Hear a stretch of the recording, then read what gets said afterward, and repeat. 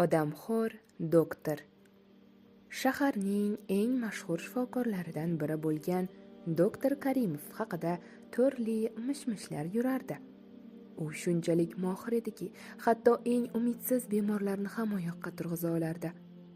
Lekin uning shifoxonasidan ba'zan odamlar g'oyib bo'lib ketardi. Kunlarning birida yosh jurnalist Anvar bu sirli shifokor haqida maqola yozishga qaror qildi. U shifoxonaga borib, oddiy bemor sifatida yotishga rozi bo'ldi. Kechasi shifoxonada g'alati shovqin-suron eshitildi. Anvar yotog'idan turib, ovoz kelayotgan yoqqa qarab yurdi. U mahkam yopilgan eshikning orqasidan doktor Karimovning g'alati shivirlagan ovozini eshitdi. Bu ovoz juda yaxshi. Jigar toza, yurak esa mukammal ishlaydi. Jurnalist yuragi shuv etib ketdi. U sekin eshik tirqishdan ichkariga qaradi va dahshatdan qotib qoldi. Oq xalat kiygan doktor Karimov bemorning jasadini stolga yotqizgancha uni kesib, a'zolarini ajratayotgan edi.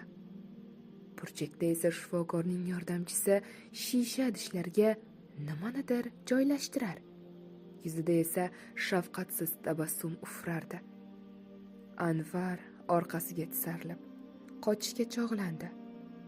Ammo birdan oyoqlari nimagadir qoqilib, shovqin chiqardi. Eshik ochildi. Qarshisida qonga belangan doktor Karimov turardi. Uning nigohlarida insoniylik nishonasi ham yo'q edi. "Demak, bizning sirimizni bilib olding-a?" dedi doktor sovuq ovozda. Jurnalist ortga tisarildi. Yuragi gupillab urar, lekin qochishning iloji yo'q edi. Chunki shifoxonaning barcha eshiklari ichkaridan qulflangan edi. Bu hikoyaning davomini Anvar qanday qutulib ketishi yoki taqdiri qanday bo'lishi o'zingizga havola. Bu hikoya shunchaki fantastik va qo'rqinchli to'qima bo'lib, insoniy qo'rquv va sir-sinoatlarga asoslangan.